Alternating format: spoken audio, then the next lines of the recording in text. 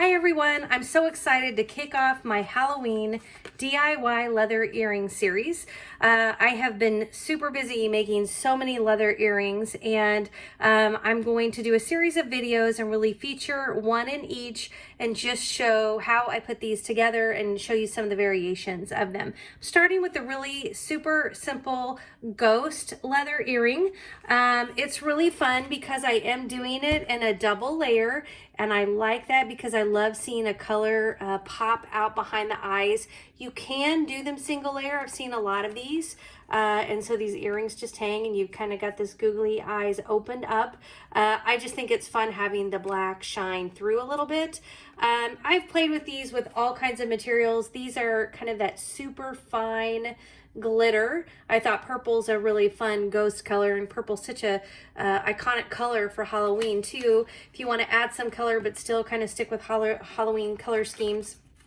I also did a really cute one with this blue, kind of aqua blue color. This has been really popular as well. I think people love white ghost, but they also have a lot of fun just dressing them up in fun different colors and patterns and textures.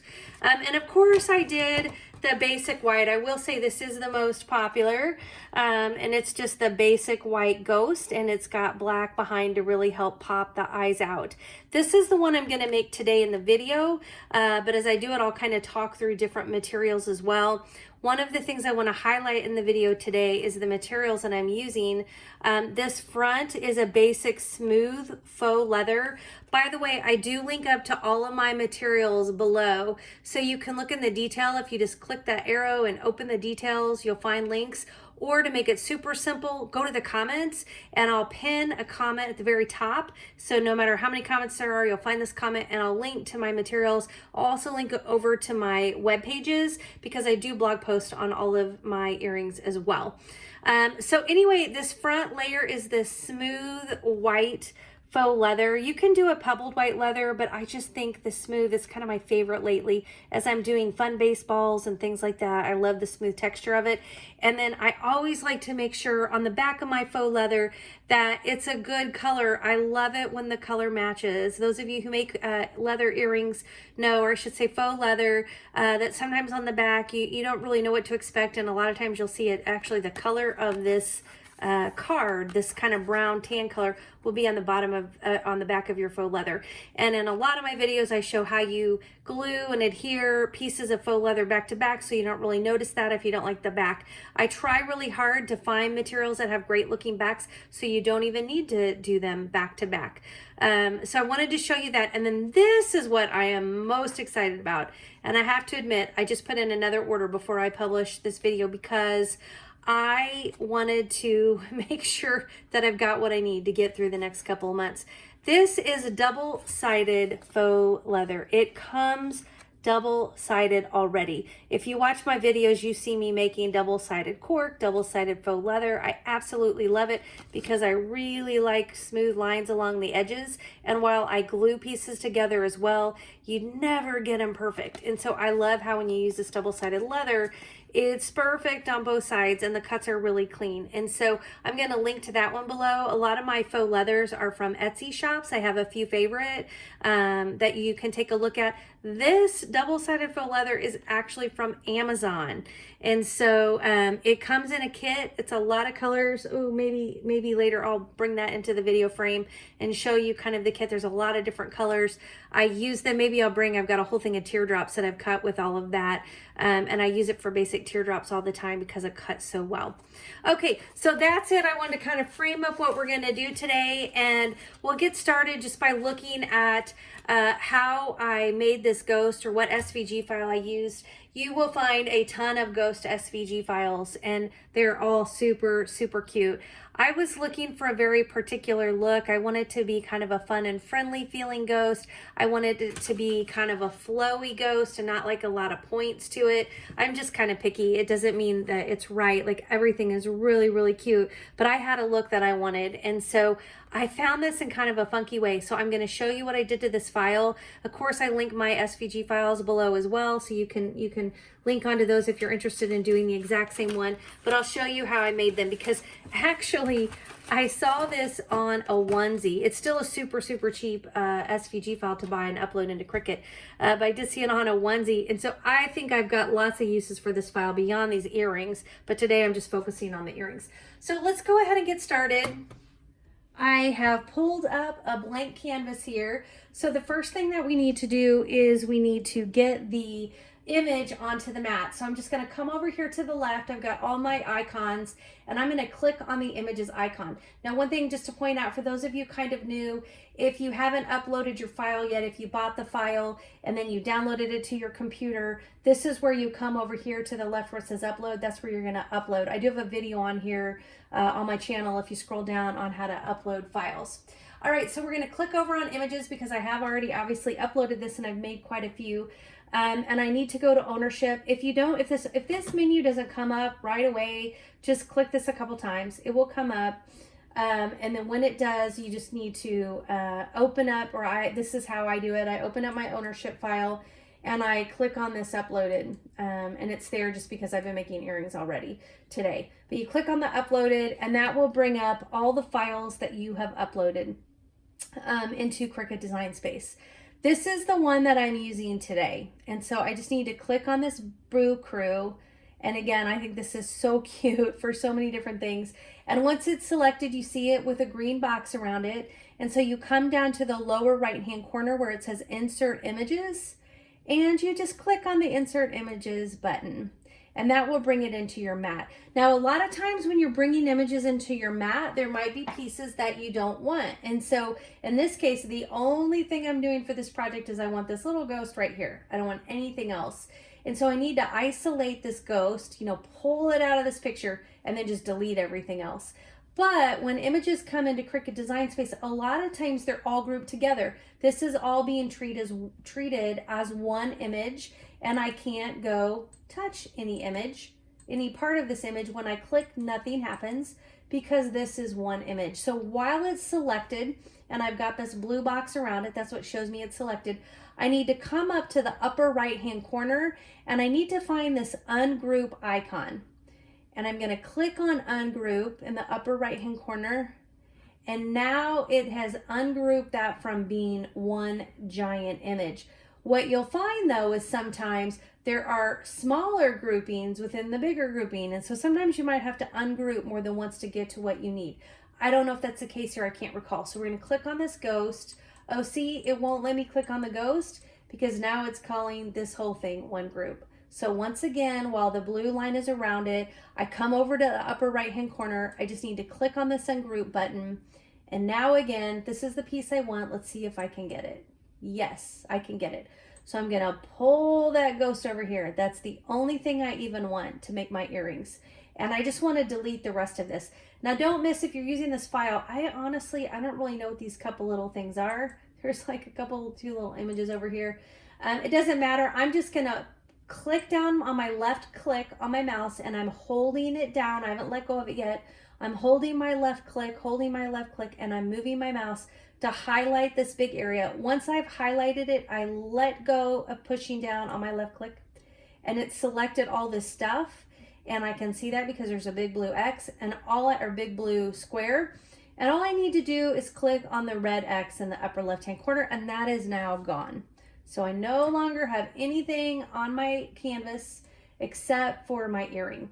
Now I click on my earring, and when I do, I can see the dimensions of this ghost. I can see it's 0.826 tall, and I can see it's 0.56 or 596 wide. I want this earring to be 1.75 inches. So what I'm going to do while I've selected it, well, there's a couple of things you could do. If you don't know the exact dimension while it's selected, meaning the blue box is around it, you can click on that left clicker on your mouse. Don't pick it up, just hold it down. And while you're holding it down, you can kind of pull that mouse back and forth, and you can kind of play with whatever dimensions you want. I just know that I like my earrings to be, the 1.75 inches is really popular. 2 inches is really popular. Some of the big like circles, people like 2.25. Every once in a while I might go bigger than 2.25, but this is kind of the sweet spot. 1.75 to about 2 or 2.25 is kind of the sweet spot. So I'm gonna make these ghost 1.75 inches. So while this is selected and the blue line is around it, I'm gonna come over here to these boxes. You'll see a W for the width, and you'll see an H for the height, and then you see this little lock in between. And what the lock means is that if you change one of these dimensions, it will automatically change the other dimension to keep the image proportional to what it already is. That's a good thing. I want it to stay proportional. So I'm just coming over to the height field, and I'm highlighting this number by clicking on my mouse, like on the left clicker, and highlighting the number. And then I need to enter 1.75.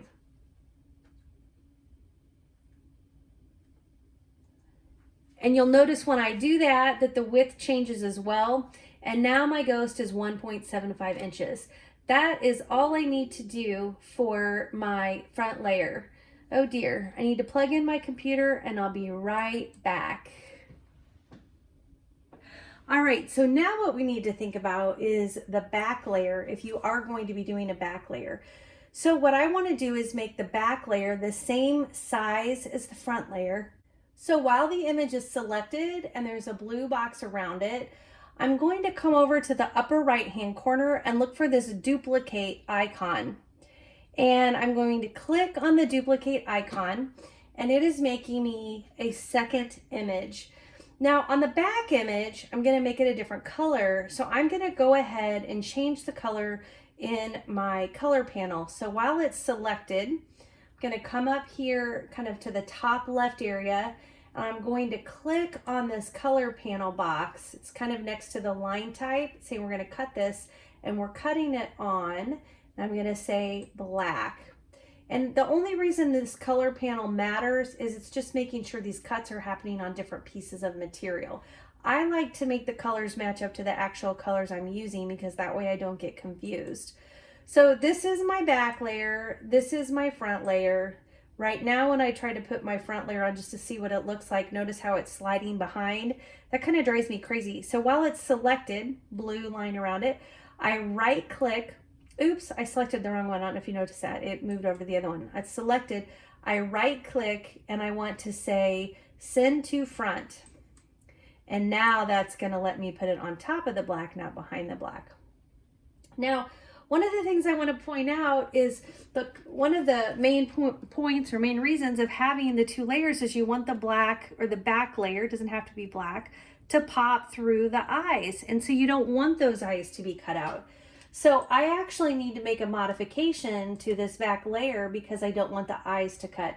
A lot of times when you're working with images, you can eliminate a cut within the image by using the contour function.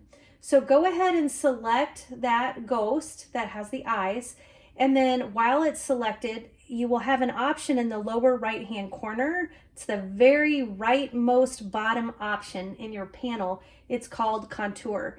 And click on that contour panel and you'll see any pieces that are part of that image. So the ghost piece is what's on top and the other two are the eyes. And if you read the top, it says on image below, select the outline portions to turn cut off and on. We want to turn it off for this eye, so I'm selecting it, and we want to turn it off for this eye. So you can tell they're selected because they're shaded.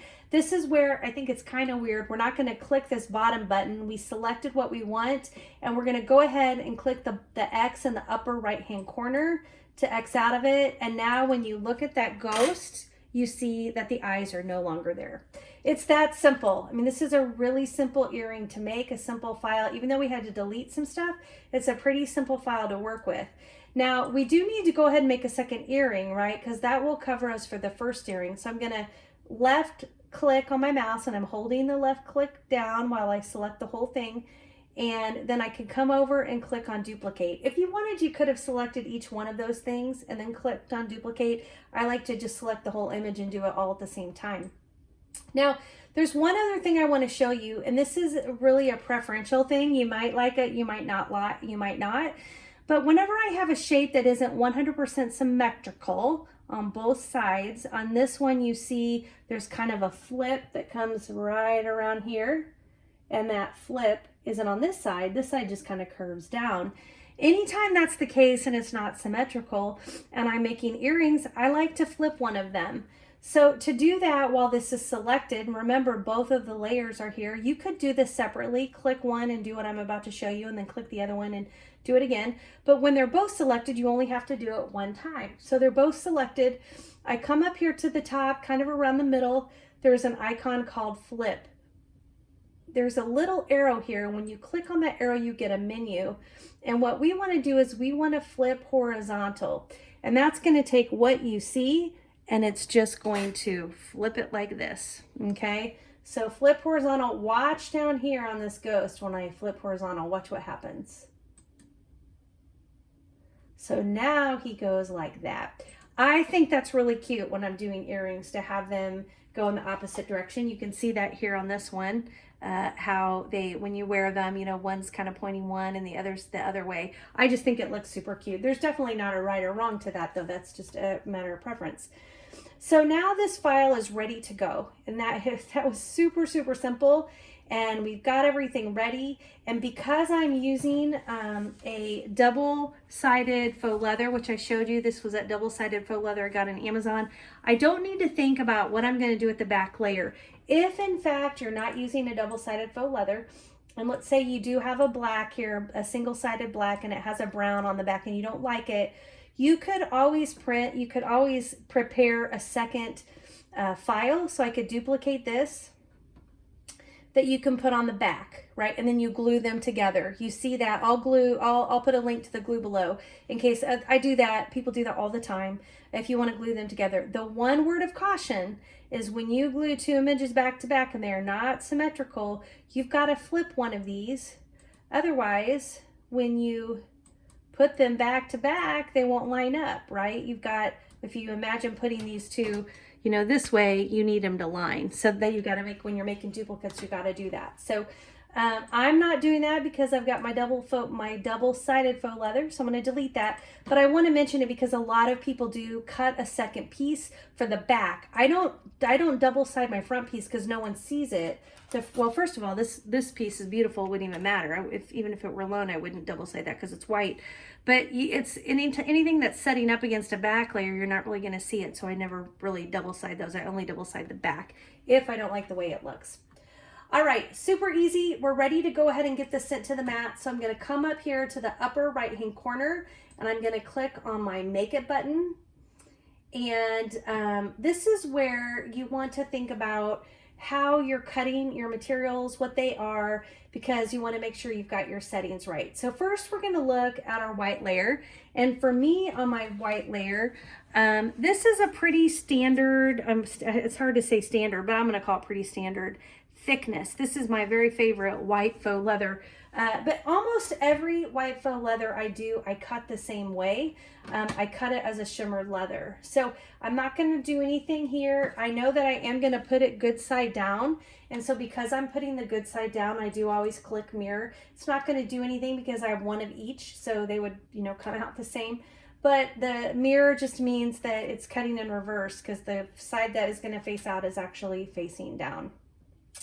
Once I do that, I can click on continue in the lower right hand corner, and it's going to bring up my material options. And with faux leather, you know, there's a lot of different material options. You can cut faux leather on a Cricut Explore Maker, which is Explore Maker, Cricut Maker, that's what I'm going to use today. You can also cut it on the Cricut Explore Air. And I have the Cricut Explore Air. It's not even the Air 2. You can cut it on that too. The Explore Air series, you can cut the faux leather on. It works great. I made hundreds of earrings on my Cricut Explore. Not even the fancier one, the Air. And it cuts out just great. What's going to be different is a little bit about what your menus look like. So I'm going to go ahead and click on this button right here, Browse All Materials, just because I want to show you some of the differences. So we're going to come up here, and I think what I might do, I'm just going to click on leather. So these are all of our leather options, and I'll kind of point out what's different. So I very rarely use faux leather paper thin. You're talking about really, really thin material. I might use it when I'm cutting a fine glitter. I might use it there. Other than that, other than a really thin fine glitter, I wouldn't use that unless I'm using the Cricut brand faux leather. It's a really thin faux leather. Faux suede is kind of the same way. I would only use that if I'm cutting a Cricut faux suede, Cricut branded. These next two you're not even going to see if you're not on a Cricut Maker, the garment leather. So you can kind of, you're not even going to recognize those if you're not using the Maker today, and that's fine. We're not using that. Both machines have the genuine leather and the metallic leather. I'm not using those today. And then I'm going to skip this one for now. The bottom three tooling leathers, you only see those on the Maker, right? That's when you're using much, much thicker leather. Shimmered leather is what I almost always use. That's what I used on the white faux leather that I'm using today. So I select that, and then I'm going to come down here and I'm going to click on the done button. And I just want to make sure I'm looking at my other options. One of them is to change the pressure. I am not changing the pressure. Again, this is not a really thick faux leather, shimmered leather. I feel really good that this can cut really nicely. It's 1 mm. I don't think this fabric is even quite that thick. So I'm not going to change this to more because I don't want to dig more pressures and make more lines into my mat. And I look down here, and when I'm cutting faux leather, I can still use my fine point blade, which is great. There's no need to change that out. And there's no special tool or anything for this cut. So I'm ready to go. All I need to do is get my mat ready, and I need to load it to do the cut. So let's take a look for just a second at the mat. Okay, for this cut, I'm using my green standard Cricut mat. This is what I use anytime I'm cutting faux leather.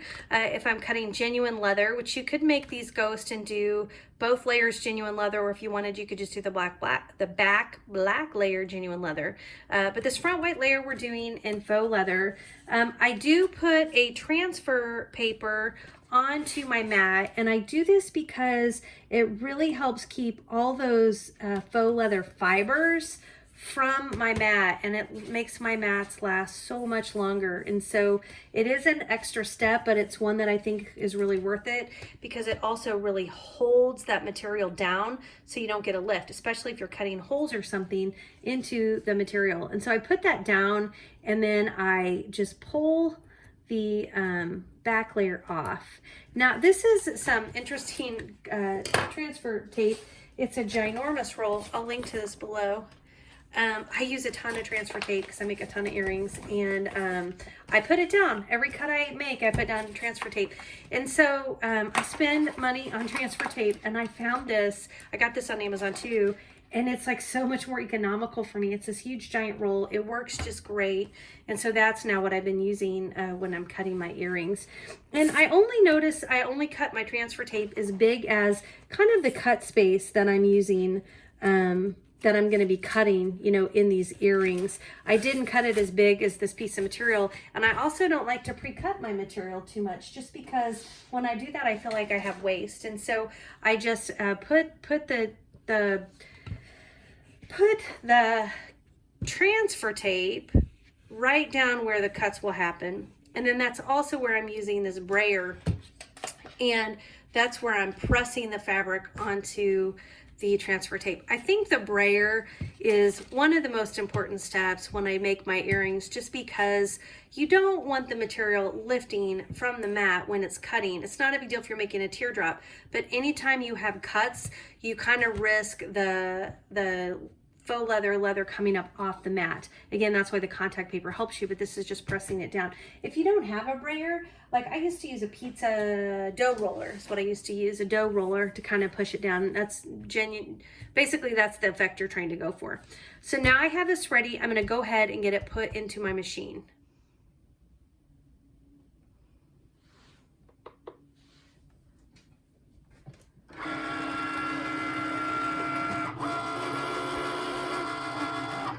For those coming back to my channel, I just want to say thank you so much for coming back. I know I've got a lot of you that visit with me every time I do a new YouTube video post. I have been very absent. Things have been just a little crazy in life, and it's made it hard for me to do probably one of the things I love most, which is doing these earrings, capturing it on video, sharing it out. And it's just that part of my life has kind of been put on pause lately with everything. And so this is super fun. I'm so glad to be back with you. Excited about this Halloween series. I'm kind of reevaluating. I had a whole lineup of videos planned, so I'm kind of trying to reschedule based on where I'm at in the seasons and what I'll maybe have to save for next year. Those of you who found me, I'm so glad you did. This is a DIY channel where I'm doing all things DIY for seasons, for party planning. But if you look at my channel, you see I do a lot of earrings because I love making faux leather and leather earrings. I have a bunch of wood. That's another thing I had on my lineup. I'll have to see how many I have time to do, but I'm doing some fun things with wood too. So please take a minute. If you think it's valuable, subscribe. If you find anything helpful, I really hope you'll take just a minute and tap that like button. Now, what you want to do after this cut happens is you want to click this button that's like flashing at you, like go, go, go. Don't do it yet. Always check and see how your cut went before you eject, because if it didn't go well, you can push this C button again and do the whole cut, and it's exactly in the same place. Once you eject it, you'll never get a match again. So don't do it. Always see how your cut went. I lifted this here. You can see the cut went beautifully, so I can go ahead and eject it because, oops, you can just see this is just awesome, right? Like these ghosts are perfectly cut. All right, let's see how the eyes came out, because they do have eyes. Let's see if the eyes cut nicely. And there we go. Look at that. There's your eyes. This way. That way. We pull that down. You can see what it'll be looking like. Now, one thing I want to show you, like on this one, is a lot of times when you pull these off of the mat, your transfer tape is here, which is fine. You just need to remove the transfer tape, right? And then you've got your ghost. On the other one, the transfer tape stuck to the mat and didn't come off with it. So now what we need to do, that we have the front, now it's time to go ahead and cut the back side, which is a double-sided layer, and that one's going to be just a little bit different because the leather is a little bit thicker. Let's take a look. Okay, so we're back on the screen. I need to make sure that I'm clicked on the black layer, which it automatically moved me to my black layer. I do need to take a look at the material. I am going to try to keep this on the fine cut blade because I know a lot of people haven't invested in the blade for genuine leather. I think I can do it. I will say a lot of times when I'm cutting a thicker, like a double-sided, a lot of times I will move to the genuine leather. But we're going to try this first just because I'd like it for those of you that don't have it. I'd just like to show you if it does or doesn't work. So we're going to stick to the shimmer leather, but we are going to click on the more pressure for this one. And maybe even if it doesn't look like it cut, we can go ahead and we can either even like run it through a second cycle. All right, so let's go ahead and get our mat ready for that. Okay, so I've already gotten my transfer tape or paper on here about the size that my earrings should be cutting, and I'm going to go ahead and put this on. Now, if I'm ever cutting a material that is just more challenging to work with, I might use the strong grip tape. I have a Cricut strong grip transfer tape, and I like to use that when I need to get an even better hold onto the mat. I don't think that's the case in this situation. So I just use this regular contact paper I showed you. I always call it contact paper, transfer paper that I showed you earlier, and I use my brayer, and now we're ready to get this into the machine. I did go ahead and send this through a couple of passes because it didn't seem that the shimmered leather setting and the regular fine tip blade was doing the job in getting the cut all the way through. So I just want to show you, it is like practically cut through. So if you get your scissors going here, what you find is you're barely cutting anything. Again, it's just like holding on just barely. So I like to separate how I can. I don't know if you can see what I'm doing. It is like almost through, and I'm trying to like not cut anything I don't have to. So I'm just kind of pulling it apart and I'm using my scissors to just cut along those lines. I really feel like I am cutting, but you almost just can't even tell.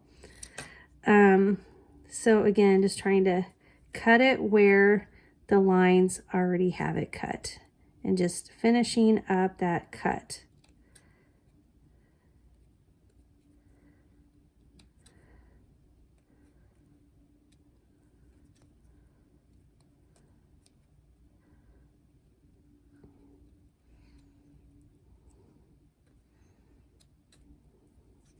Okay, and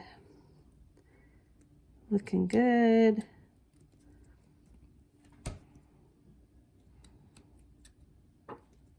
It's always frustrating when you cut leather and you don't get it all the way through. I was really hopeful that this would work. I have been doing these on genuine leather, but honestly, I kind of felt like I was just being like overly cautious. So I'm kind of glad that we did this so I could see it wasn't overly cautious. It was actually more necessary. If you don't have a genuine leather blade, you know, you're going to have to just cut regular faux leather and just glue the pieces back to back. You're probably not going to be able to do this kind of thickness of a material. The genuine leather blade doesn't really cost that much. Something you can add to a Christmas list or something like that for when you're ready. Like, I didn't have a genuine leather blade for a while when I first got my Cricut. Took me a while. I'm calling it genuine leather. It's because I use it for a genuine leather blade. There's no such thing. It's your deep cut blade. And so I didn't have a deep cut blade at first when I got my Cricut. And over time I got it. Okay, I'm not going to put you through that to watch me do the second one. But I'm certainly going to do it because the cut looks so good. Like, it really looks good. Honestly, I'm just going to show you something. Look at that. Oh gosh, I hope you could see that. This is what I'm saying about how it's like so close, right? Like, now I'm not even cutting, I'm just pulling it. Look at that. I could have just done that the whole time. Didn't even cut that one. I just pulled it off. That's how close it was. And that's what, even on that first one when I was pulling it, I was just kind of giving a little bit of a trim. So that makes me feel even better. So maybe if you don't have a deep cut blade, you could do this and then you'll know you just have to pull on it a little. Okay, these look really, really cute. I just love these little ghosts. Now all we need to do is put our hook on. Okay, so we're ready to punch our holes in our earring so that we can put in our hooks. I have got two different kinds of hole punchers. They're both leather hole punchers. I got this little one. I bought this on Amazon. I'll link to this below. I like this one because it does little holes. I've also got this one, which the smallest one on this one is 2 millimeters. The largest one on this one's 2 millimeters.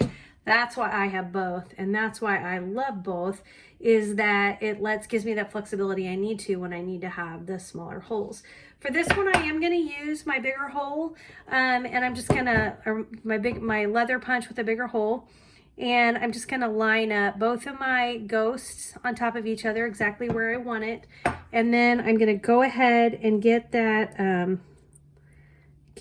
hook positioned, the hole punch positioned right where I want it on my leather earrings. And then I'm just going to squeeze. Cuts through both of those layers. This is a really strong, I love this punch. It's super strong and cuts through both layers really easily. And then when I do my second one, it's usually pretty obvious, but I like to hold the other one up to it just so that I can be judging, you know, that I'm having it about the same distance down from the top. I usually try to go as far down from or I should say, stay as close to the top as I can, but far down enough that the hook doesn't cut through the leather. And so once I get those on, really all I have left to do here is just take this hook. Again, this is why I love the ball wire hooks. I'm linking to those below. And you just pull them on. You do pull them on one at a time because you know, it's not real super open. And then you can either squeeze that or you can push it with pliers if you need to. I hope I didn't just break my nail. You can push it with pliers if you need to. That's one of the things I like about these, though, is I don't have to get out my pliers because you just pretty much thread it through here like so, just like that. And you've got your ghost. Now, one of the things that you can do, and I do, if I'm in a situation where I feel like I have too many flyaways, and that's where you have leathers or knits, especially when you have cutouts that are kind of just too fuzzy. They're too fuzzy and they're in the way. I use this, this burnishing agent. I'll link to this below. Got it on Amazon. I will tell you, I don't know if you can tell, it's still filled up all the way to here. This goes forever. Like, you only need one jar, and I don't know when you'll have to buy another one again. But I love it. It's kind of goopy. You can see it's kind of goopy in here. I just use a toothpick. Some people just use their finger. I just don't like to use my finger. And you just stick the toothpick in, and then you can take this and run it around anywhere where you kind of have those flyaways. And it's just going to smooth that down just to give you kind of a cleaner edge. I really like it when I have cut words and cut letters, because I hate it when the flyaways kind of come, they make the letter cutouts like not so defined. And so that's kind of the great thing about the burnishing agent. It just kind of helps smooth. And then you can just run it along the edges like so, just to kind of smooth those down as well. Okay, I did mention that I'd try to pull in this double-sided faux leather kit that's on Amazon that I'm linking below, just to kind of give you a better idea of the colors that are included. There's like this pretty deep teal. Here's a red. There's an orange color. This is kind of a burgundy color. There's like camel brown. The purple's not a deep purple, but it would be a good purple for Easter. There's a great light pink, great for Valentine's Day earrings. I love the light blue, super pretty. Being in Kansas City, I can do some sporting KC stuff with those. I love this brown. It's like a really pretty, I'm going to see if I can pull it in closer. It's a metallic pebbled, which I love the metallic. I'll use this on Christmas earrings. And then yellow, this is a great sports color. Of course, being in Kansas City Chiefs. My son's high school has gold in it too, so I've definitely a lot of use for that color. And then this is another interesting kind of bluish, purplish color. And then a perfect dark gray. Like the mixture, I already pulled the black out. I'm not sure if I have pulled out any other ones. I thought what I'd do is show you, get into my teardrop bucket here. I have a lot ready just because I do so many different earrings, but here they are kind of cut into the teardrop where you can see on both sides, and you can just see how beautifully they cut all the way, you know, and I cut pretty much, it looks like this is every color that I have cut into teardrops. And then this way I can just drop on, I do sports earrings, and so this lets me drop, I do videos on those earrings, that'd be a good one. It lets me just drop what I need to onto those to make my sports earrings that I do. So anyhow, I did want to add that in because I'd mentioned that I might try to pull a little more info about this double-sided leather kit, again, that I'm going to link below, that I got on Amazon. I hope you enjoyed the video today of the ghost. If you are interested in more Halloween earrings, be sure you check down below. I will link up others as they become available. I've got a skeleton, darling skull head. There's teardrops with like boo. I've got bats. Oh my gosh, I have so many cute ones. So if you're interested, be sure you check out my channel for more Halloween. And otherwise, thank you so much for watching. I had so much fun making these ghost earrings, and I know it's something, if you're getting started or even if you're already very experienced, they're fun and easy to do, and they'll make great earrings this Halloween. Thanks everybody. Bye-bye.